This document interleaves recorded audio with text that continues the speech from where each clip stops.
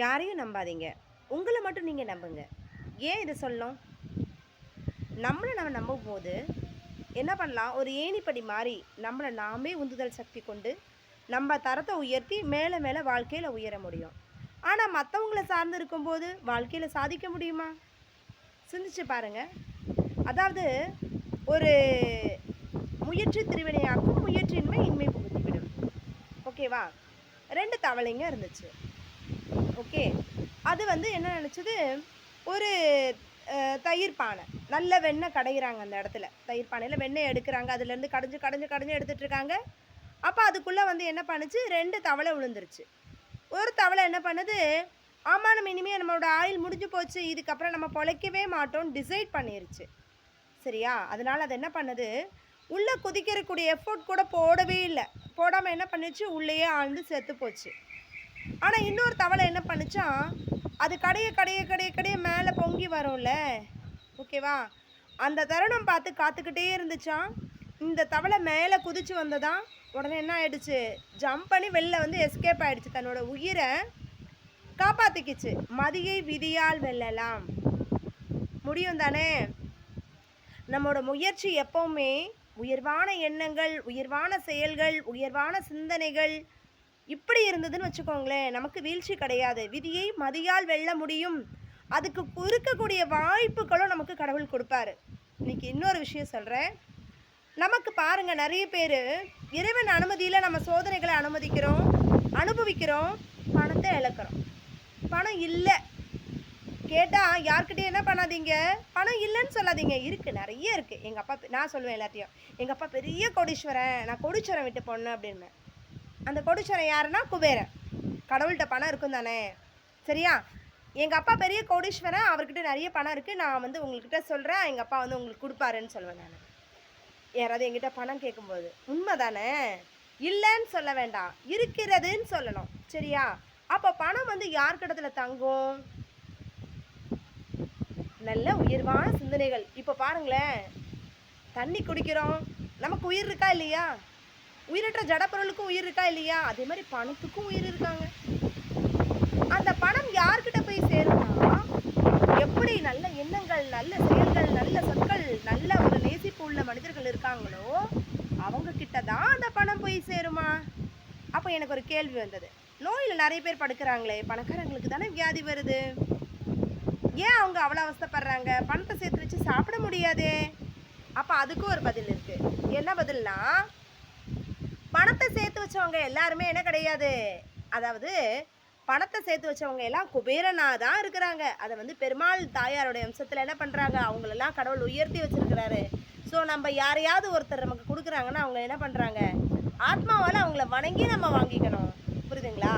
அதே நேரத்தில் ஒரு சிலர் தப்பாக இருக்காங்கன்னு வச்சுக்கோங்களேன், அவங்க ₹1 கொடுத்தா கூட என்னக்கூடாது, நம்ம வாங்கவே கூடாது. பெறக்கூடிய தகுதியாக நம்ம அது வேண்டாம் அப்படிங்கிற அவாய்டில் இருக்கணும். எவ்வளோ பெரிய கோடி பணமாக இருந்தாலும் சரி, இல்லை எனக்கு இதெல்லாம் வேண்டாங்க, உழைச்ச பணமே உடம்புல ஒட்டலை, அப்புறம் எப்படி இதெல்லாம் சேரும்? அப்போ நான் என்ன சொல்லுவேன், உன்னுக்கு வெற்றிக்கு வந்து தடையாக யார் இருக்காங்கன்னா, எதிர்மறை சிந்தனை கொண்ட மனிதர்கள். அந்த எதிர்மறை சிந்தனை கொண்ட மனிதர்களுடைய என்ன வைப்ரேஷன், என்ன அலைகள் என்ன பண்ணும், மற்றவங்க வாழ்க்கையில் ஃபோக்கஸ் பண்ணது உன்னோட வாழ்க்கையை தோற்கடிக்குது. அப்போ நீ தோற்று போகிறதுக்கு காரணம் யார்? உன் கூட இருக்கக்கூடிய நெருங்கிய சொந்தமாக இருக்கக்கூடிய உறவுகளாக இருந்தால் என்ன பண்ணுவீங்க, ரொம்ப அவேராக இருக்கணும், சரியா?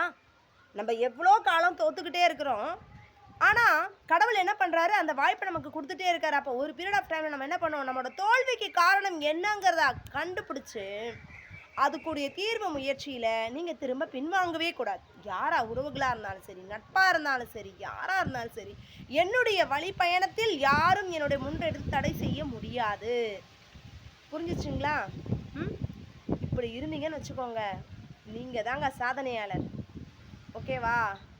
உங்களை பார்த்து கேட்குறாங்க ஒரு 4 பேர், அப்பா என்னப்பா எய்ம் வச்சுருக்கேன்? நான் என்னுடைய மாணவர்களை கேட்கும்போது சொல்வேன், ஸ்கூல் வந்து ஜாயின் பண்ண ஃபஸ்ட்டு டேவே வாட்ஸ் யுவர் எய்ம்? சிறு குழந்தை, நோ எய்ம் மேம், நான் எப்படி வேணாலும். சரி, இப்போ மார்க் எடுத்து கேட்டப்பவும், அப்போ சின்ன வயசில் குழந்தையாக இருக்கும்போது அவனை கேட்கும்போது அவன் அதே தான் சொல்கிறான். இப்போ காலேஜ் முடிச்சு நல்லா ஹையர் ஸ்கோரராக இருக்கான், இப்போ கேட்டாலும் அதே தான் சொல்கிறான், no ma'am, parents will say I will go. குட்டா பேடா? ஆனால் ஏபிஜே சார் சொன்னார் எப்படின்னா ட்ரீம் ட்ரீம் ட்ரீம் ட்ரீம், கனவு கண்டுகிட்டே இருங்கன்னு சொன்னார். அப்போ கனவு காணும் நபர்கள் வெற்றி அடைவாங்கன்னு. அன்றைக்கி நான் கேட்பேன், எல்லாரையும் நம்ம நினைக்க சக்ஸஸ்ஃபுல்லாக மாற்றுறோம், ஆனால் நம்மளுடைய லைஃப்பில் சக்ஸஸ் இல்லையே. அப்போ நம்ம சக்ஸஸ்க்கு ஃபெயிலியராக மாற்றினது யார்? நம்மக்கிட்ட திறமைகள் இருந்தோம். நிஜமாக நீங்கள் தோற்று போகக்கூடிய ஒரு தோல்வியாளராக இருப்பதை விட அந்த தோல்வி பாடத்தில் கிடைக்கக்கூடிய அனுபவத்தை வைத்துக்கொண்டு திரும்ப என்ன பண்ணணும், நீங்கள் ஜெயிக்கணுங்கிற முன்னேற்ற பாதையில் பயணிக்கக்கூடிய ஒரு பயனாளியாக இருக்கணும். அதுவும் மாபெரும் வெற்றியாளனா, சரித்திர வெற்றியாளனா மாறணும். எந்த மனிதனுடைய எண்ணங்களாக இருந்தாலும் சிந்தனையானாலும் அவமானமானாலும் அத்தனையும் தொடர்ந்தெறிந்து போட்டுட்டு நான் ஜெயிச்சே காட்டுவேன் அப்படிங்கிற நம்பிக்கை உங்களுக்கு வரணும். விதை ஊன்றுங்க. சரியா? அதாவது புளிய மரத்தில் பேய் இருக்குன்னு சொல்லுவாங்க. அந்த புளிய மரத்துக்கிட்ட போனால் என்ன பண்ணும்? நான் கூட மரத்தில் பார்த்துருக்கேன், திருவண்ணாமலையில். அந்த ரிஷிகள் மரம் ஒரு சைடு பூரா ரிஷிகள் நடப்பாங்கம்மா. அந்த மரத்தில் என்ன பண்ணும்? ரிஷிகள் தான் இருப்பாங்க. ஆமாம்ல, ரிஷிகள்லாம் இருக்காங்க. உண்மை அதுதான். அப்போ இந்த மரங்களில் பேய்கள் இருக்காங்க. ஆமாம் இல்லை, பேய்கள் இருக்காங்க. ஏன் ரிஷிகளும் இருக்காங்க, பேய்களும் இருக்காங்க, மரத்தில் இருக்கிறாங்க? புரியுதுங்களா? அப்போது எல்லாருமே இறந்த பிறகு ஏதோ ஒரு இடத்துல இருக்கிறோம். யார் யார் எங்கே இருக்கோம், எந்த இடத்துல இருக்கோம், எந்த நிலையில் இருக்கிறோம் அப்படிங்கிறது தான் முக்கியம். அதாவது ஒரு சின்ன கதை. ஒரு ஈசன் வந்து ஒரு சின்ன ஒரு புழு பூச்சியை பிறக்க வைக்கிறாரு. அந்த பள்ளி இறந்துருது. அடுத்து நாயாக பிறக்கிறாரு. அந்த நாயும் இறந்துருது. அந்த நாய் இறந்ததுக்கப்புறம் வந்து பார்த்திங்கன்னா ஒரு ஒரு புறா வளர்க்குறாங்க. அந்த புறா வளருது. அந்த புறா வளர்ந்ததுக்கப்புறம் பார்த்திங்கன்னா ஒரு பையன் வளர்றான். இந்த மாதிரி தான் படிப்படிப்படியான வளர்ச்சி. சரியா? நல்லது செய்யும்போது நல்லதே நடக்கும். புரிஞ்சுச்சுங்களா? இன்றைக்கி சொன்ன கருத்தை பிடிச்சிருந்தா லைக் பண்ணுங்கள், ஷேர் பண்ணுங்கள், கமெண்ட் பண்ணுங்கள் அண்ட் சப்ஸ்கிரைப் பண்ணுங்கள்.